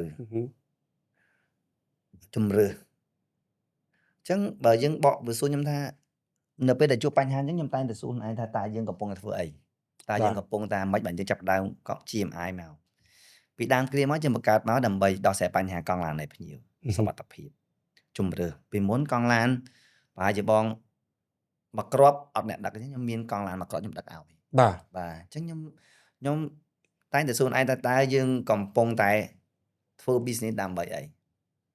លុយដឹងតែចំណេញឯងរំតែចំណេញអត់ចំណេញលុយយើងអត់ដំណើរការទៅមុខទេប៉ុន្តែអ្វីដែលលើសនឹងទៀតខ្ញុំកំពុងដោះស្រាយបញ្ហាអ្វីឲ្យភ្ញៀវអ្នកប្រើប្រាស់ខ្ញុំអត់ដោះស្រាយឲ្យគាត់បាទដេប៉ូកង់ឡានខ្ញុំបានដោះស្រាយឲ្យគាត់ក្រុមការងារខ្ញុំបុគ្គលិកខ្ញុំតែខ្ញុំបានដោះស្រាយឲ្យគាត់ supplier ខ្ញុំ partner ខ្ញុំ BA ខ្ញុំដែលជា media partner របស់ខ្ញុំថាខ្ញុំដោះស្រាយឲ្យគាត់អញ្ចឹងពីខ្ញុំបើសិនជាខ្ញុំជួបបញ្ហាអស់ហ្នឹងខ្ញុំតែងតែហៅសួរគាត់មួយថាយើងគួរតែទប់ស្កាត់មិនខ្ញុំអត់ទៅស្កាត់តែឯងទេបើថាវាជារឿងរួមទាំងអស់គ្នាបើសិនជាខ្ញុំលក់អត់ដាច់បើសិនជាខ្ញុំមានបញ្ហាបុគ្គលិកខ្ញុំធ្វើម៉េច media partner ខ្ញុំធ្វើម៉េចអញ្ចឹងយើងតែងតែជុំគ្នាមិនដោះស្រាយថាឥឡូវគេមកអញ្ចឹងហើយតើយើងគួរតែដោះស្រាយវាម៉េចព្រោះថាព្រោះគោលដៅយើងកំពុងដោះស្រាយបញ្ហាឲ្យភ្ញៀវឲ្យអ្នកប្រើប្រាស់ឲ្យដេប៉ូអញ្ចឹងយើងតែងតែវិលទឹកជុំនឹងបញ្ហាហ្នឹងហើយយើងតែងតែយកមកហាត់ថាឲ្យយើងយកមកគិតថាក្រុមហ៊ុនយើងគួរតែធ្វើអីបន្តទៀតដើម្បីដោះស្រាយបន្តទៀតអញ្ចឹងទោះជាមានអ្នក competitor មកប៉ុណ្ណាក៏ដោយអ្នកបញ្ចេញប៉ុណ្ណាក៏ដោយមកបែបណាគាត់អីដែរធម្មតារឿងទីផ្សារនៅពេលដែល នៅពេលដែលគេមកធម្មតាគេត្រូវតែមកហើយគេមកថ្មីគេប្រកាសជាតារាងទីផ្សារហើយថាវាធម្មតាប៉ុន្តែយើងតែមានចំហឲ្យមាំដែរទៅគេចុះតម្លៃមួយថ្ងៃចុះតម្លៃតាមគេដែរចុះគេអត់មានបុគ្គលិកហើយខ្ញុំបុគ្គលិកមកកណ្ដោអ្នកឲ្យធ្វើមិនអត់មានប្រាក់ខែអ្នកបុគ្គលិក បាទ អញ្ចឹងយើងទៅពង្រឹងក្រុមហ៊ុនយើងវិញថាយើងគួរតែពង្រឹងកន្លែងណាដើម្បីកុំឲ្យគេវាយចូល កុំឲ្យគេវាយចូលចំណុចនេះយ៉ាកុំឲ្យគេវាយចូលហើយអ្វីដែលខ្ញុំចាប់អារម្មណ៍ខ្ពស់បំផុតគឺទៅដោះស្រាយបញ្ហាអីឲ្យអតិថិជនរឿងដែលសំខាន់កង់ឡានគឺវាផ្ដល់សុវត្ថិភាពទៅដល់អតិថិជនអ្នកប្រើប្រាស់អញ្ចឹងហើយខ្ញុំសួរសំណួរនេះទៅតាមពិតនេះដូចខ្ញុំលើកខាងដើមអញ្ចឹងផលប្រយោជន៍ខ្ពស់បំផុតរបស់អតិថិជនគឺសុវត្ថិភាពរបស់គាត់ហើយបើសិនណាជាយើងរវល់តែប្រកួតប្រជែងគ្នាដណ្ដើមនេះដណ្ដើមមនុស្សមួយគ្នារហូតដល់ថ្នាក់បាត់សុវត្ថិភាពមួយរបស់អតិថិជនខ្ញុំជឿថាយ៉ាការប្រកួតប្រជែងខ្លះវាផ្ដល់ផលប៉ះពាល់អញ្ចឹងចឹងហើយបានចេះតែចង់សួរដើម្បីរៀនសូត្រឲ្យបានយល់ថាតើក្នុងទីផ្សារមួយទោះបីវាខុសគ្នាក៏ប៉ុន្តែវិធីសាស្ត្រក្នុងការទប់ខ្លួនឯងកុំឲ្យបាត់បង់អ្វីដែលជាគោលដៅរួមរបស់ខ្លួនឯងហ្នឹងគឺវាសំខាន់អរគុណច្រើនអូខេ10ឆ្នាំជាងច្បាស់ហើយក៏មានពេលឡើងមានពេលចុះមានពេលលក់ដាច់មានពេលខាតធ្លាប់ខាតអត់ហើយខាតនឹងដោយសារអីអត់គេខាតធ្លាប់ខាតដោយសារអីគេខាតដោយសារអីហើយអានឹងវាដុតដានយើងជាងគេហើយក៏វាបង្រៀនយើងច្រើនជាងគេខ្ញុំហ៎យ៉ាខ្ញុំធ្លាប់មាន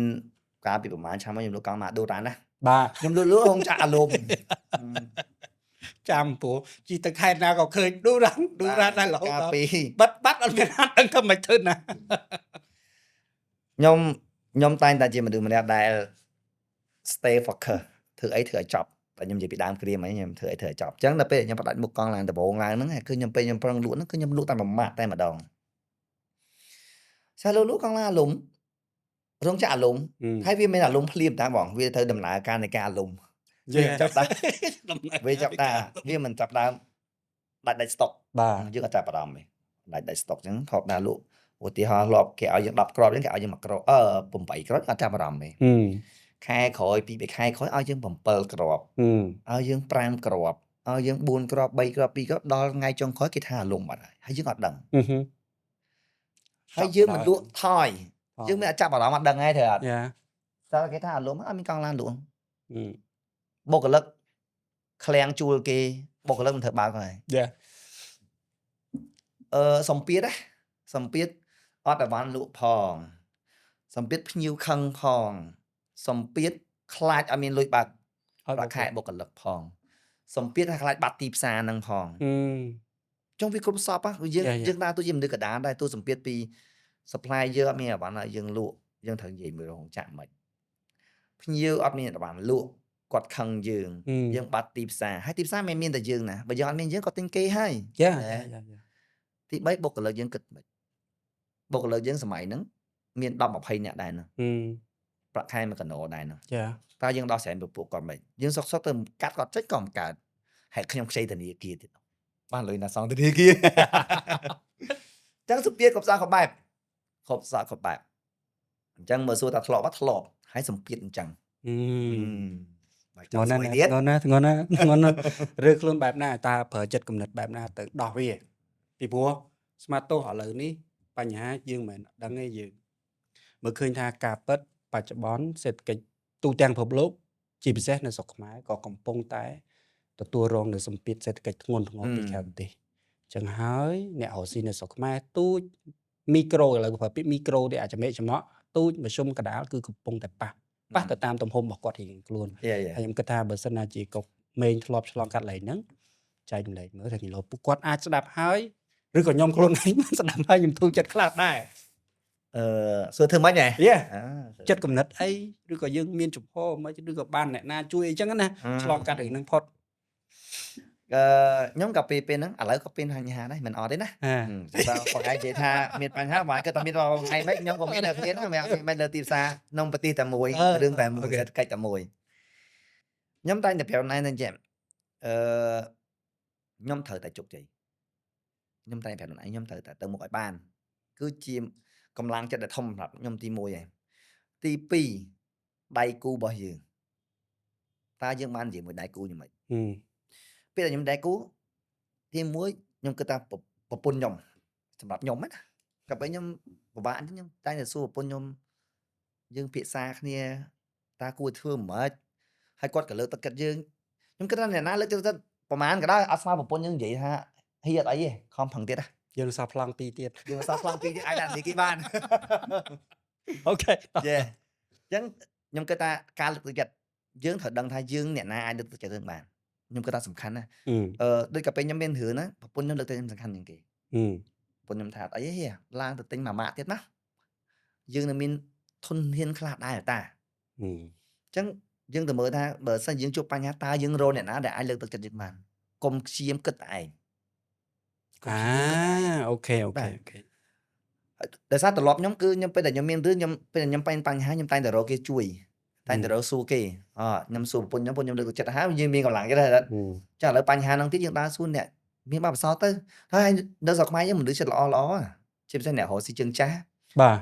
ខ្ញុំគិតថាពួកគាត់ល្អដែលយើងអាចឲ្យយោបល់បានខ្ញុំដែលធ្លាប់ជួបហ្នឹងគឺនៅពេលដែលខ្ញុំមានបញ្ហាយើងអាចជួនកាលខ្ញុំជួបបងសនសម្បត្តិសុំ idea គាត់ម្ចាស់ campaign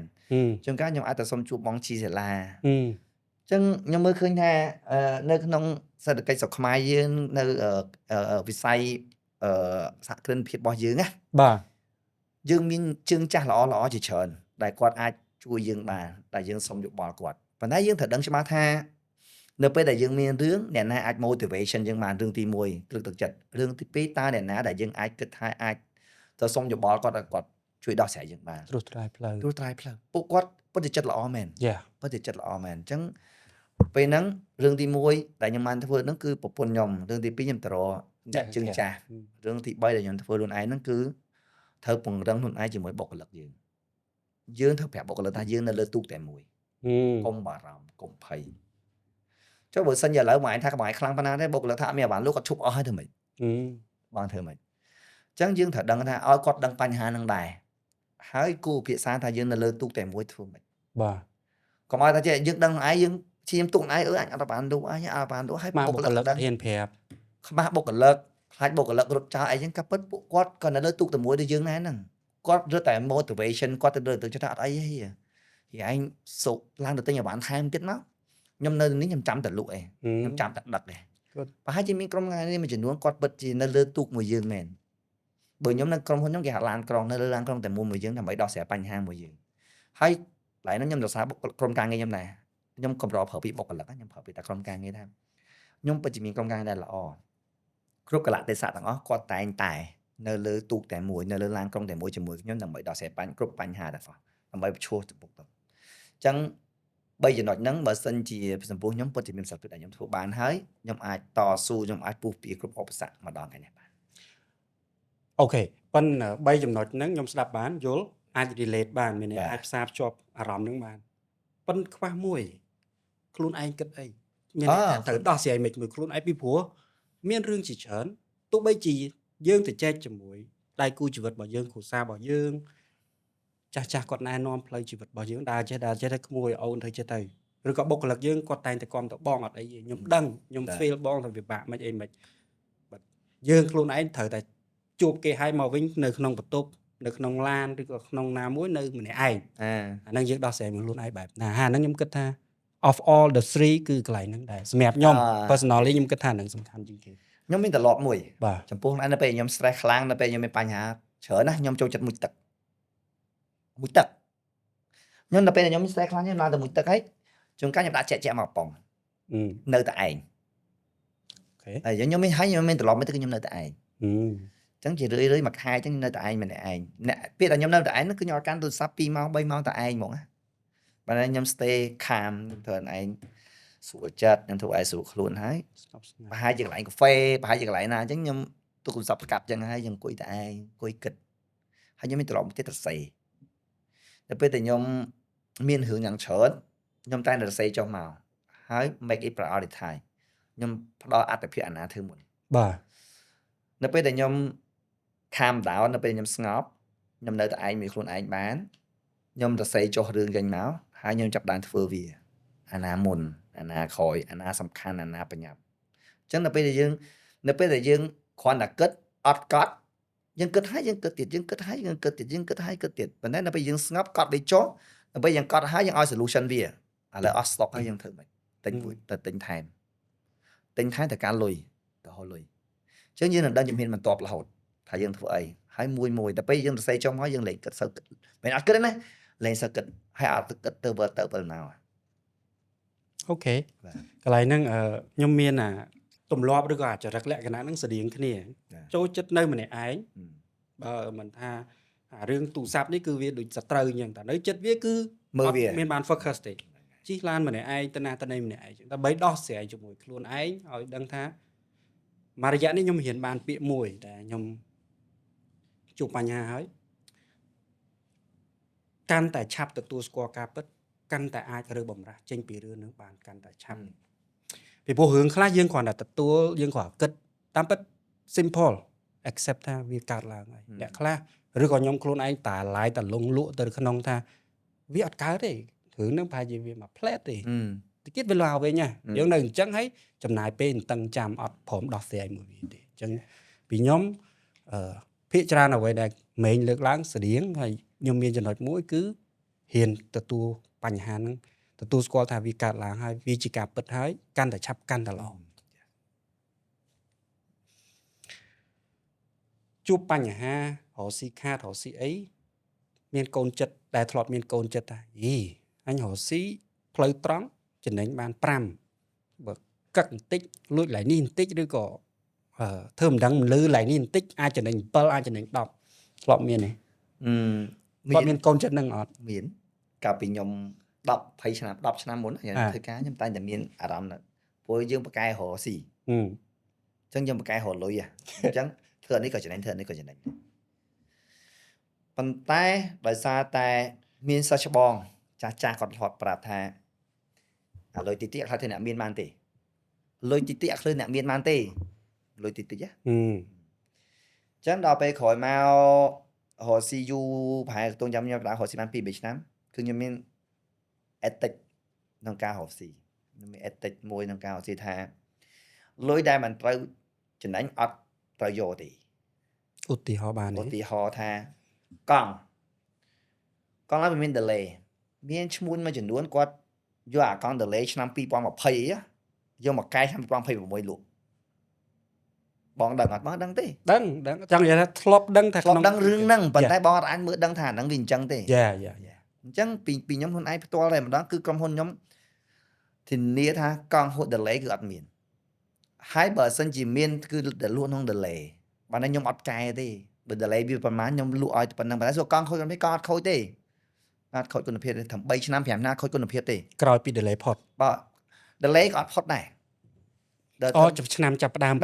អូខេសុំទោសផុតដែរប៉ុន្តែគ្រាន់តែជា ethic របស់ខ្ញុំគឺខ្ញុំអត់ទិញកង់ delay ចាស់យកមកឈូស delay ដើម្បីលក់ឲ្យបានថ្លៃទេខ្ញុំអត់ធ្វើរឿងហ្នឹងទេគឺគោលការណ៍ក្រុមហ៊ុនខ្ញុំតែម្ដងហើយជាគោលការណ៍ក្នុងខ្ញុំតែម្ដងគឺផលិតផលល្អខ្ញុំអត់លក់ទេបាទអញ្ចឹងបើសួរថាពីមុននិយាយរឿងកូនចិត្តពីមុនធ្លាប់មានជួនកាលខឹងដែរហ្នឹងជួនកាលអវ៉ាន់ឆ្នាំ2025គេលេងទិញខឹងដល់ជួនកាលម្ដងដែរតែយើងតែងតែមាន ethic ថាអីទេ discount ទៅវាមានអាពេលចំណេញមានអាពេលខាតអញ្ចឹងណាព្រោះដោយសារមានកូនចិត្តមួយថាខ្ញុំបើខ្ញុំចង់មានដោយសារអារឿងតិចហ្នឹងអាចចំណេញរបស់ឯងនិយាយមិញហ្នឹងវាអាចប៉ះពាល់ដល់កិត្តិយសក្រុមហ៊ុនខ្ញុំដែលខ្ញុំសាងមក10ឆ្នាំអញ្ចឹងមានឈ្មោះមួយចំនួនគាត់បានគិតអញ្ចឹងទេគាត់គ្រាន់គិតថាខ្ញុំលក់ដើម្បីចំណេញបាទធ្វើចំណេញទេតែពេលខ្ញុំអត់ទេអត់ត្រឡប់អញ្ចឹងហ្មងគ្រប់រឿងទាំងអស់អញ្ចឹងនៅក្នុងក្រុមហ៊ុនខ្ញុំមាន vision មួយថាwe give a better care for stakeholder យើងតែងខ្ញុំនឹងផ្ដល់សេវាកម្មមួយដ៏ល្អទៅដល់អ្នកពាក់ព័ន្ធទាំងអស់ជាអតិថិជនខ្ញុំក៏ទទួលបាន better care ការសេវាល្អបងជា supplier ខ្ញុំក៏បានសេវាល្អខ្ញុំអត់ពាក់លុយបងឯងក្រុមហ៊ុនខ្ញុំអត់ពាក់លុយគេបើធ្វើឲ្យផ្លាកដងឲ្យដល់ខែមកទាលុយមកយកលុយមកដឹងជូនក៏ដូចខ្ញុំអត់ពាក់supplier ខ្ញុំបាច់បារម្ភទេខ្ញុំអត់ពាក់លុយដែរអញ្ចឹងឲ្យតែអ្នកពាក់ព័ន្ធនៅក្រុមហ៊ុនខ្ញុំតែងតែទទួលសេវាកម្មល្អពីខ្ញុំទំនួលខុសត្រូវសេវាកម្មមិនថាអតិថិជនមិនថាជា supplier មិនថាជា partner មិនថាជា BA មិនថាជាអីទេសូម្បីតែបងក៏ដោយ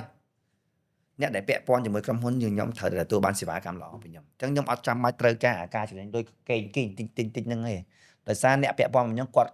ខំប្រឹងដើម្បីខ្ញុំដូចគ្នាខំប្រឹងដើម្បីក្រុមហ៊ុនយើងរីកចម្រើនទាំងអស់គ្នាលុយនោះហើយគឺជាលុយដែលគេលុយស្អាតស្អំលុយល្អដែលយើងអាចលុយត្រជាក់ លុយជា អាចបន្តទៅមុខបានរហូត លុយតិចវាកើតកូន យេលុយត្រជាក់វាកើតកូន ចាវាសំណួរនេះពេលខ្លះសួរទៅម្ចាស់អាជីវកម្មគាត់រៀងកាំងដែរ so អរគុណដែល honest មានតែស្មោះសរជាមួយហើយវាជាសារមួយដែលល្អសម្រាប់ដាស់តឿនទាំងអស់ទាំងខ្ញុំទាំងអ្នកណាក៏ដោយហើយខ្ញុំអរគុណពាក្យមួយដែលគុកមេងចែកម្លែកមានខ្ញុំនឹងផ្ដល់សេវាកម្មមួយដែលល្អសម្រាប់អ្នកពាក់ព័ន្ធវាខុសពីពាក្យដែលខ្ញុំតែងតែឲ្យខ្លួនឯងនិយាយថាខ្ញុំនឹងរកផលប្រយោជន៍ដែលល្អបំផុតសម្រាប់អតិថិជនគិតថា10ឆ្នាំទៅមុខទៀតចំណូលជាទូទៅគេតែសួរថា10ឆ្នាំទៅមុខទៀតមាន plan អីចឹងណាខ្ញុំចង់សួរចេះវិញខ្ញុំចង់សួរថា10ឆ្នាំទៅមុខទៀតចង់ឲ្យគេស្គាល់កុកមេងជាអីឬក៏ស្គាល់ GMI ជាអី10ឆ្នាំទៅមុខទៀតខ្ញុំរកគិតទាំង5ឆ្នាំមកឲ្យសួរដល់10ខ្ញុំពីខ្ញុំចាប់ដើមរកស៊ីពីដើមមកខ្ញុំតែងតែចង់ឲ្យខ្លួនឯងជាអ្នកផលិតចង់ខ្លួនឯងជាអ្នកផលិតចឹងពីដើមគ្រាមកតែងតែមានអារម្មណ៍ចឹងបើសួរខ្ញុំពី10ទៅ10ឆ្នាំទៅមុខខ្ញុំចង់ឲ្យទាំងអស់នេះស្គាល់កុកមេងស្គាល់ GMI ជាក្រុមហ៊ុនមួយដែលអាចផលិតអីមួយបានប្រហែលជាផលិតកង់ឡានប្រហែលជាផលិតផេងម៉ាស៊ីនឬក៏ផលិតអីមួយបានព្រោះខ្ញុំចង់ឲ្យឃើញខ្លួនឯងថាជាអ្នកផលិតដែលនៅស្រុកខ្មែរកុកមេងអាចផលិតដើម្បីជួយសង្គមជាតិលុយយើងមិននិយាយធម្មតាយើងធ្វើអីទាំងអស់ដើម្បីតែលុយឯងប៉ុន្តែលើពីលុយហ្នឹងមិនខ្ញុំចង់ឲ្យគេ10ឆ្នាំក្រោយចាំខ្ញុំបានថាខ្ញុំកុកមេងខ្ញុំក្រុមហ៊ុន GMI ខ្ញុំមានរោងចក្រខ្ញុំអាចផលិតអីបានដែរ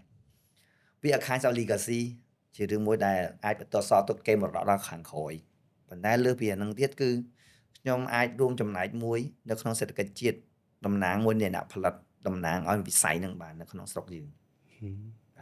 តែតែមានការកោតចាត់ចឹង10ឆ្នាំនេះខ្ញុំគាត់ថាខ្ញុំធ្វើបានអូខេ that's good វាខ្ញុំធ្លាប់មានសំណួរមួយសួរមនុស្សម្នាក់ខ្ញុំសួរថាត្រូវបែងចែកច្បាស់ brand ដែលផលិតដោយកូនខ្មែរហើយនិង brand ដែលនាំចូលដោយខ្មែរវាយផ្លាកឈ្មោះថា brand កូនខ្មែរព្រោះអាពាក្យពីរហ្នឹងវាច្បោកច្បល់មានន័យថាអ្នកខ្លះគាត់គ្រាន់តែយក OEM វាយឈ្មោះអាហ្នឹងជា brand របស់ខ្មែរព្រោះខ្មែរជាអ្នកម្ចាស់បាទវាខុសពីផលិតផលមួយហ្នឹងពី0ដល់ចេញដល់ store គេគឺផលិតដោយកូនខ្មែរអានេះវាខុសគ្នាហើយទំហំការងារខុសគ្នាឆ្ងាយមេឃដីអញ្ចឹងពីរហ្នឹងវាខុសគ្នា10ឆ្នាំក្រោយអាចនឹងថាមានរោងចក្រមួយផលិតផលផលិតអីមួយសម្រាប់ប្រទេសជាតិជាផលិតផលខ្មែរហើយចាំមានដែរចង់ទុក legacy អីខ្លះសម្រាប់កូនឬក៏សម្រាប់ខ្លួនឯងអូសំណួរនេះខ្ញុំមានលកគេសួរខ្ញុំដែរតែគេអត់សួរចឹងគេសួរខ្ញុំថាចេះនៅពេលបើសិនជាយើងពិតជាដល់ថ្ងៃទៅហើយតើយើងចង់ទុកអីសួរចឹងបណ្ដោយឥឡូវខ្ញុំប្រាប់ថាខ្ញុំរស់បាន100ឆ្នាំបាច់ប្រាប់ទេព្រោះអាពាក្យហ្នឹងគឺតែឲ្យតែជួបគឺដឹងថាខ្ញុំរស់បាន100ឆ្នាំហើយរស់បាន100ឆ្នាំខ្ញុំបើឲ្យសួរខ្ញុំអាចឆ្លើយបានថាខ្ញុំចង់ទុក legacy អាពាក្យខ្មែរហៅគេមរតកហ៎គេឈ្មោះអីចឹងណាខ្ញុំបើសួរខ្ញុំអាចឆ្លើយថាខ្ញុំចង់ទុកឲ្យអ្នកជំនាន់ក្រោយអំពើល្អដែលខ្ញុំបានធ្វើប្រហែលជាគេអត់ចាំកុកមេងទេតែគេចាំអ្នកដែលធ្វើការងារ Itmore ពេលយើងធ្វើសង្គ្រាមតែប្រហែលគេអត់ចាំកុកមេងទេតែគេចាំថា Itmore មានហ៊ីមេងម្នាក់ដែលនៅចាត់ចែងនៅហ្នឹងប្រហែលគេចាំថាក្រុមហ៊ុន GMI មានហ៊ីមេងម្នាក់ដែលចាត់ចែងក្រុមហ៊ុនលក់កង់ឡានមួយដែលធំដែលបាន10ឆ្នាំ20ឆ្នាំហើយប្រហែលជាមុនខ្ញុំទៅគេអាចចាំខ្ញុំថាម្នាក់ហ្នឹងទុកអំពើល្អយ៉ាងច្រើនផ្ដល់ក្តីស្រឡាញ់យ៉ាងច្រើនឲ្យមនុស្សជាច្រើនតាំងពីក្រុមការងារខ្ញុំតាំងពីប្រពន្ធកូនខ្ញុំតាំងពី partner ខ្ញុំតាំងពី customer ខ្ញុំតាំងពីអតិថិជនខ្ញុំតាំងពីអ្នកណាដែលពាក់ព័ន្ធអស់គាត់ ទទួលអារម្មណ៍ថាខ្ញុំជាមនុស្សម្នាក់ដែលតែងតែផ្ដល់ឲ្យដែលតែងតែជួយគេដែលតែង support គេដើម្បីឲ្យគេរីកចម្រើន អូខេ Yes មានន័យថាជាសាបព្រោះក្របពូជអំពើល្អ Yes ហ្នឹងស្គាល់ស្ដាប់ហើយព្រឺសបល់ដែរព្រោះធ្លាប់ថាស្គាល់លពេចលពោចចេះគិតចឹងដែរ ធំមកខ្ញុំធំហើយបង ធំមកអូខេចេះច្រឡំណាស់អូពី ដឹកបាញ់ឃ្លីមិនឃ្លីដែរ អូខេពិតជាអរគុណច្រើនមែនតើហើយខ្ញុំអាចនិយាយបានថាពេលវេលា1ម៉ោងនេះវាពិតជាពោពេញដោយ motivation អាការលើកទឹកចិត្តហើយជាពិសេសខ្ញុំជឿថា podcast នេះវានៅក្នុងពេលមួយដែលអាចជួយលើកទឹកចិត្តឬក៏ចូលរួមចំណែកនៅក្នុងការ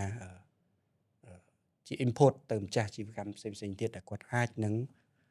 ពេលខ្លះទៅក៏ជួបបញ្ហាពេលខ្លះទៅក៏ភ្លេចខ្លួនឯងពេលខ្លះទៅក៏ចង់ប្រើយុទ្ធសាស្ត្រដែលមិនល្អសម្រាប់អនាគតអីចឹងទៅគាត់អាចបកមករកមើលថាតើអីខ្លះដែលកៃឡូគាត់គិតថាគាត់មិននៅម្នាក់ឯងចឹងអំពើល្អកៃឡូគាត់ថាវាមិនមែនតែម្នាក់ឯងមានមនុស្សជាច្រើនដែលកំពុងតែធ្វើប៉ុន្តែគេធ្វើដោយមិនបាននិយាយឬក៏អីចឹងទៅហើយជាចុងក្រោយក៏មេងមានអី personally ចង់ចែកម្លែកឬក៏មិនតបានសួរមិនតបាននិយាយអត់តអស់ចិត្តអី